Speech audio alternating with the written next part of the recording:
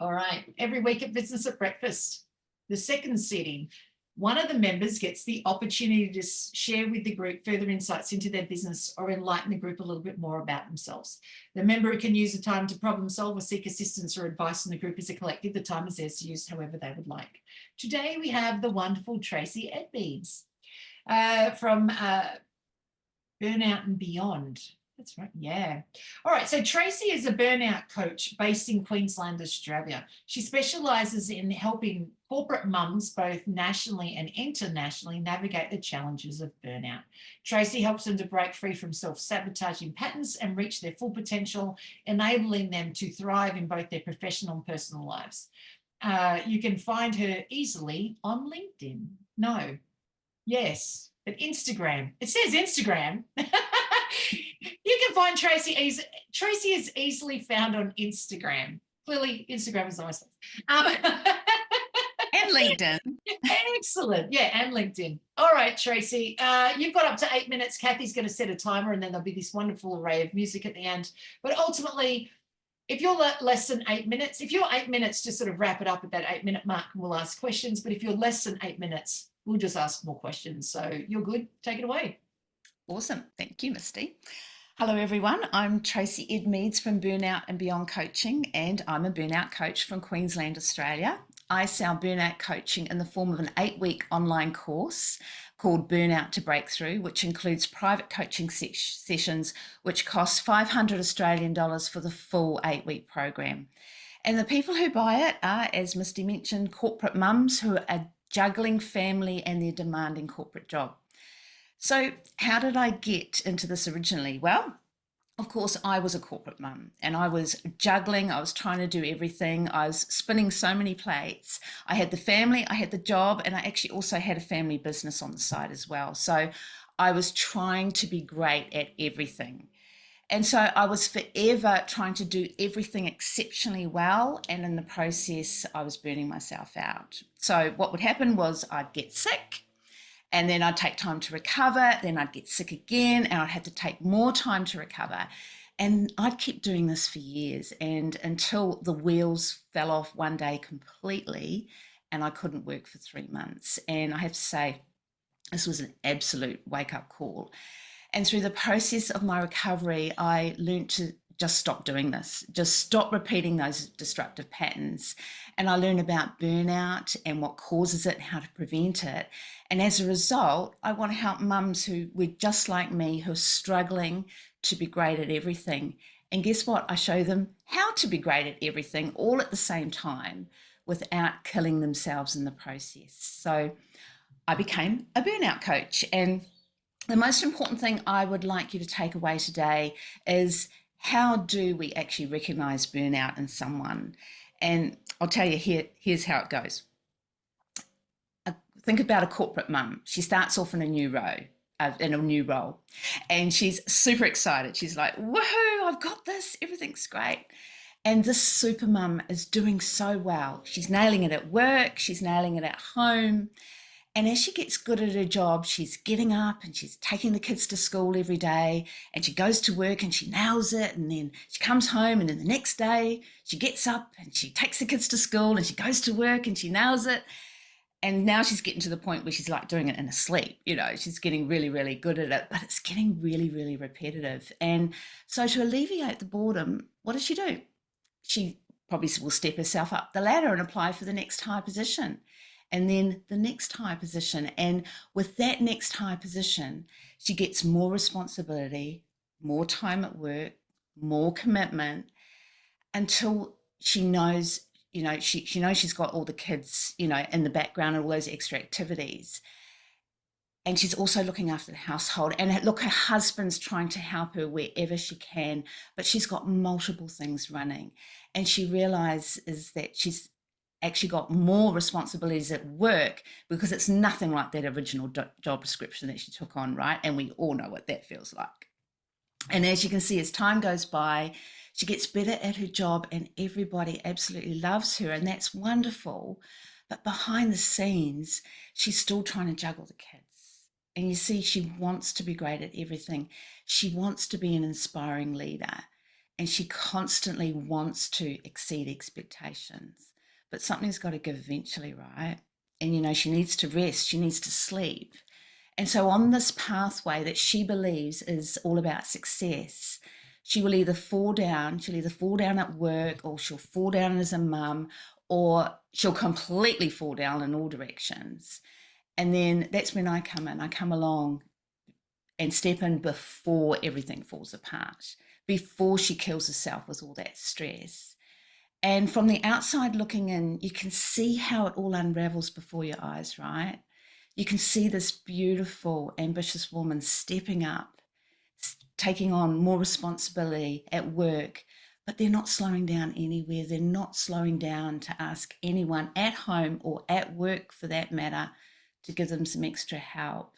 And this is where I come in, I shine the light, I show her a new path to her greatness on her terms.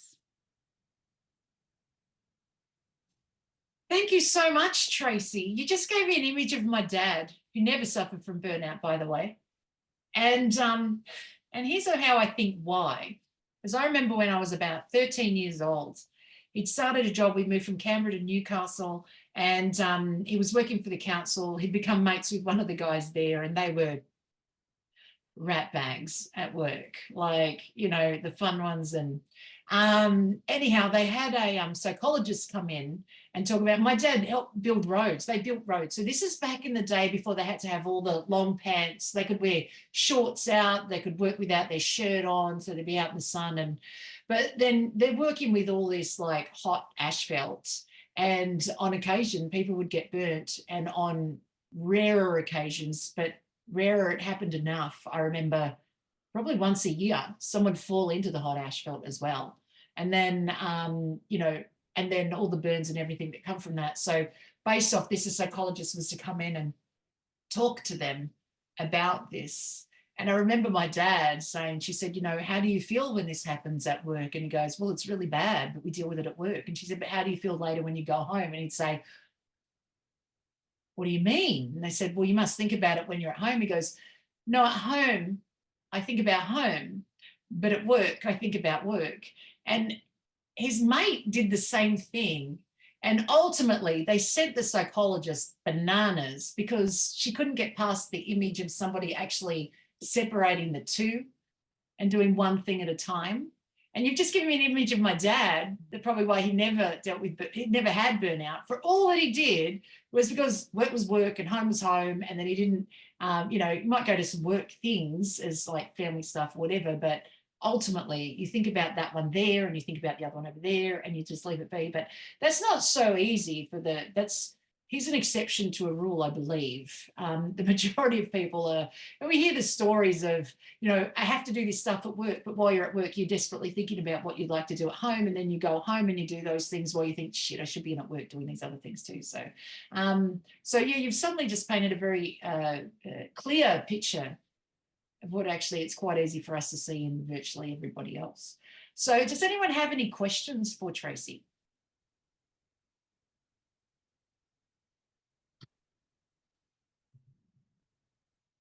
Yep, Joanne. I was going to say, I think Karen was going to, I don't know if Karen's talking to us or someone else, but Joanne. Sorry. Tracy, are there any particular jobs or industries that it's more likely to happen in, or is it across the board? Look, I believe it's really across the board, and it really depends on the individual. Yeah. So it's all about, because you take yourself with you into that situation. And so you'll find that, yeah, it's all about what's within you as to what, you know, not necessarily the particular industry that you're in. Fair enough. Yep, absolutely. Neville, you got your hand up?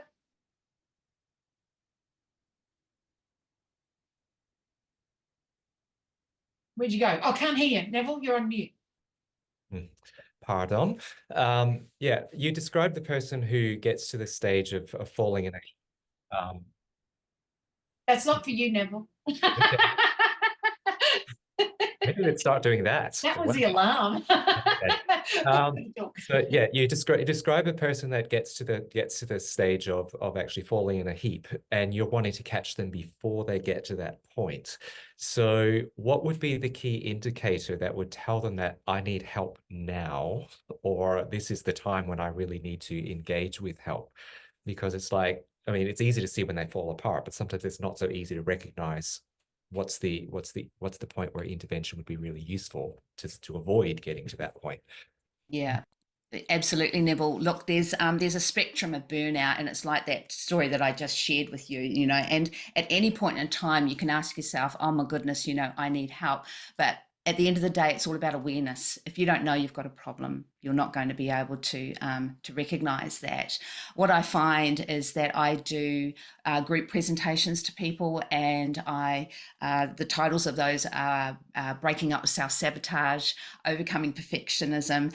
And a lot of my clients tell me when they're attracted to those type of presentations with a different idea of what they're suffering from in mind, and then they come to that presentation and the light bulbs go off and they go, oh my goodness, I didn't realize I was this bad. And then they can see themselves in those stories. So but it also, another answer to your question, it might be a loved one that will say this is getting out of control, but the pathway is absolutely different for everybody.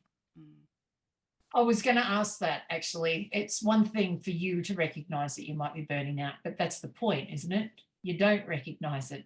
What's somebody else? What do we have to recognize in someone else? So it's easy for us to hear here, yes, if we see someone juggling all of those plates, but not really, you know, and just getting stressed out, yelling, screaming around the house. But it's really for, let's say if my sister was struggling that way, I'd really need her husband, so my brother-in-law, to be able to do the intervention for her, given that she's not going to do that one herself as well. So yeah, that's quite interesting. But you run workshops on these other things, which then when they go in, they start to go, oh, that'd be an interesting thing, something to chat about, really, about how to get people to those particular workshops, so that then they can judge for themselves where they're at. Dr. Gary, you've got your hand up. Yes, you've given some great points about how you help people, and it would be wonderful for all of us to hear tangibly, physically, measurably, an example of a typical and great example of how you physically do that, like the sound bite of this person was stuck here. This is what I did, one of your processes, so we get a better feeling for how you work, not just hearing what you can do, what you have done. That would be very helpful. Yeah, sure, Dr. Gary. Everyone comes through I call a portal of the 8-week program, which is a 7-step process that I take them through. And it's all about, first of all, awareness. It's just like awareness and being in the present moment.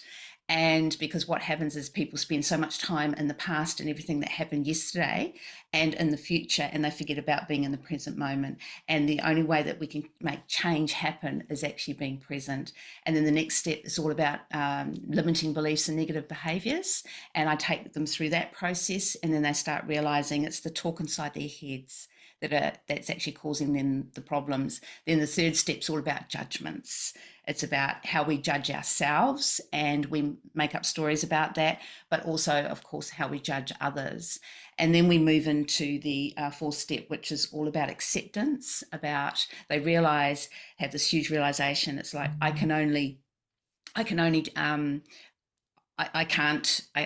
have to accept stuff because I can't change it. I can only change myself.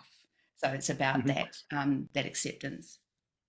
I was asking for a specific example. I appreciate you telling us how your process worked, but one time that's what I was going for. Yeah, it's I'm trying to think about a particular experience was one of my clients. It's what they find is that's a typical story that I shared with you today. And what they find is that then when they go through the process of awareness, they start to make very, very clear boundaries on what they're doing, and then they start seeing the world in a whole different way. Because once we change the things, once the way we see things, we change the way we see things, the things around us change. Sure. And so it's really difficult to answer your question in a very succinct way, because it's a process that people go through. And some people will work with me, yeah, they'll get great results in that 8-week program, but I have people working with me for 6 months to a year. Mhm. Does that make sense? So it's that process of just pulling back that onion and going, oh, Yeah. I can see clearly now. I can see clearly now. Everything's changing. And so, great. yeah, that's a very challenging. It's not just do this, get the result, do that, get the result. It's it's more multidimensional than that. Thank you, Tracy. Thank you, Tracy. Mark, you got your hand up? Thank you, Misty. Tracy, is there one common denominator that you find is present in all of the people that you're coaching? And is there a particular modality that you have found is working and helpful for all of them? Oh, yes, that's a really great question. Look, it's definitely the negative thoughts and the limiting beliefs that go on in our heads, and I help them break the patterns. There are certain processes that I do within my coaching that we go deeper, but the one thing that I tell them to do, which you can all really take this on, it's very, very valuable, is to come up with a phrase to use as a pattern interrupt, that every time you think about a negative thought or a limiting belief that you are aware of, that's negative and limiting, that you come up with a phrase to stop that pattern of, and what that does is it's like the moment between stimulus and response. So I've had this negative thought, this phrase goes off in my head, and I'll tell you what my phrase is. It's that's interesting. So let's say you're coming at me with a judgment or an attack. I will, in my head, or say it out loud, I'll go, oh, Mark, that's interesting. And so that'll be my automatic behavior. And then I can choose in my head, how am I going to respond to that? And I can choose a much more empowering response. And same with if I'm going to go on a negative spiral in my own thinking process. If a negative thought comes in, I'll go, oh, that's interesting. And then I'll be able to snap myself out of it in a heartbeat. And I think that's the number one thing that my clients find extremely valuable, and they all come in with exactly that issue. Maybe that answers Dr. Gary's question. Thank you, Dr. Gary. Yeah, Tracy, thank you so much for that answer. I have some information by Dr. Corrine Allen that may be helpful to you to have a look at in a video and consider where that goes with your helping all of your customers and clientele. Perfect. I'd love that. You've got my details in the chat. That'd be great. Yeah, cool. Now, Lucia, I saw you had your hand up, but did Mark ask you a question? It was Mark's question. Is there a common denominator? Is there a typically an age group? And do all these women, Tracy, that you work with, are they, do all of them have children? Do you find that it's mainly women who are mums and business women, or do you have clientele that don't have children? I do. I have both. Yes, there is a cohort of the mums, the corporate mums, that's quite dominant in what I do, but I do attract people without children, and they are usually in caring professions and, teachers, that type of thing. So very, very devoted to what they do, very much give of themselves, so much from the heart. And yeah, that's very, very common. And of course, healthcare is huge as well. You've just reminded me of social workers. There was a girl I used to network with many years ago, and she wrote a book about burnout. She was a social worker and how much she loved it, and how burnout showed up with her. And her burnout was anorexia. It was the only thing she could control. Was eating or not, and how she used to measure her control was if she could wrap her fingers around her wrist, and if she could do that and touch, and then the more she could do that, then she knew she was in control of herself. But if she couldn't, then she felt everything was out of control. It was really odd, like, to read the book. But yeah, it all turned out to be anorexia was her burnout problem. And once she tracked through all of it and got over anorexia, that's where it had stemmed from, all of that, because she couldn't control what the outcomes were of what happened to the clients, of the kids of the clients or whoever it was that she was doing the social working through. So yes, actually I can see burnout in that space. Totally. Karen, you had your hand up, yes or no, before you were going to say something, but you're on mute. Yeah, look, I was going to ask the same questions and about single people, so thanks, Lucia. Excellent. Yeah, no, but I had burnout in 2016, so I could totally relate to it. So, yeah. There you go, juggling many plates, right? Well, thank you so much, Tracy, for being our speaker today, and thank you, audience, for participating in the conversation and asking questions as well. That was fantastic.